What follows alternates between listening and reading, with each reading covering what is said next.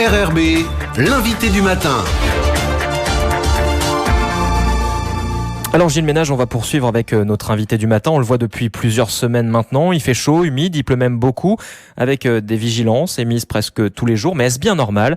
Pour y répondre, vous recevez un climatologue. Oui, Thomas Abinoun, vous êtes climatologue chez Météo France Nouvelle-Calédonie. Bonjour. Bonjour. Et merci d'avoir accepté notre invitation ce matin. Alors c'est vrai que le temps pour le moins instable qu'on connaît en ce moment suscite quelques questions. Alors déjà, première question toute simple, est-ce que c'est normal ? Alors, est-ce que c'est normal ? J'ai envie de dire oui, c'est normal dans le contexte climatique actuel. Je rappelle que depuis le mois d'octobre, on est rentré dans un épisode La Niña qui avait été annoncé à ce moment-là et qui devrait durer pendant l'ensemble de la saison chaude. Alors, on avait annoncé à l'entrée dans cet épisode qu'on s'attendait à avoir des pluies supérieures au normal, des pluies qui devaient être supérieures au normal de l'ordre de 20%. Aujourd'hui, on est à peu près à 30% de précipitations. Oui, il a vraiment beaucoup plu. Est-ce que ça, c'est un épisode un peu exceptionnel ? Alors, il a vraiment beaucoup plu ponctuellement. C'est-à-dire qu'on a eu deux épisodes, un premier mi-décembre et un deuxième fin décembre, début janvier, pendant lequel on a eu des fortes pluies. Ces deux épisodes, en fait, ils sont liés à des petits phénomènes dépressionnaires, tropicaux, qui sont passés sur le territoire. Donc, c'est complètement de saison, ça, oui. Est-ce que c'est ce genre de phénomène, ce genre d'instabilité, c'est une caractéristique de la Niña, justement ? Alors oui, tout à fait. Donc, la Niña, ça favorise un temps plus pluvieux sur le territoire. En fait, ça favorise la descente de masses d'air équatoriale sur le territoire avec un rejet plus au sud de la ceinture anticyclonique. Et donc on est plus régulièrement sous l'effet de ces masses d'air humides d'origine équatoriale. Donc c'est complètement en conformité avec la Niña actuelle. Alors la Niña, est-ce que vous pouvez simplement rappeler pour nos auditeurs ce que c'est, comment ça marche en quelque sorte ? Oui, alors comment ça marche ? On a donc sur l'équateur un renforcement des alizés équatoriaux qui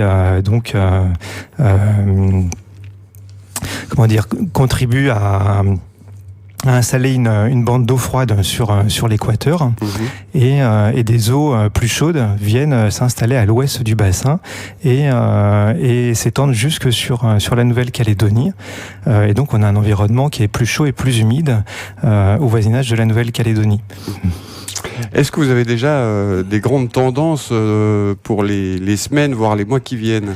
Alors pour les semaines, que ça va durer oui. Alors ce qu'on a observé en décembre, c'est que cette alizé équatoriale s'est encore renforcée.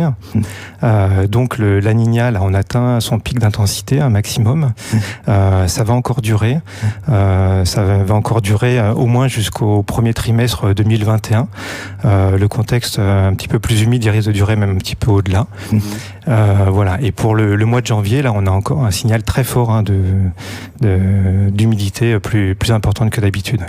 Quand on vous avait reçu au moment du passage à la Niña, on évoquait plus de formation de cyclones dans la zone, mais moins fort. Est-ce que ça se confirme ? Alors ça se confirme, oui. Alors ça se confirme, plus de phénomènes, on va dire qu'on n'en a pas vu encore, mais dans la zone de Nouvelle-Calédonie en tout cas, on a vu effectivement Yaza et puis Imogène là dernièrement sur le golfe de Carpentari. Ce qu'on sait aussi, c'est qu'en situation La Niña, souvent la saison démarre un peu plus tardivement. En moyenne, elle démarre à partir de mi-janvier. Donc on n'est pas surpris qu'il n'y ait pas encore eu vraiment de formation dans la zone. Mais on s'attend, oui, effectivement, à avoir donc une saison active. On voit aujourd'hui qu'il y a beaucoup de cyclonisme qui se met en place, même si ça donne pas lieu à des cyclones matures. Mais on voit énormément de petits tourbillons, de petits cyclonismes qui existent et puis qui disparaissent. Voilà. Donc on s'attend effectivement à avoir une saison active, mais des phénomènes qui peuvent être moins intenses effectivement parce qu'ils se forment aussi plus au sud. Donc ils sont moins alimentés dans les eaux chaudes équatoriales parce qu'ils sont plus soumis à des cisaillements de vent et donc des phénomènes qui risquent de prendre moins d'intensité. Alors évidemment tout le monde parle en ce moment de changement climatique, donc ma question est la suivante, est-ce que le climat est en train de changer ? Alors le climat, oui, il est en train de changer, il change depuis un petit moment déjà, hein, on le sait.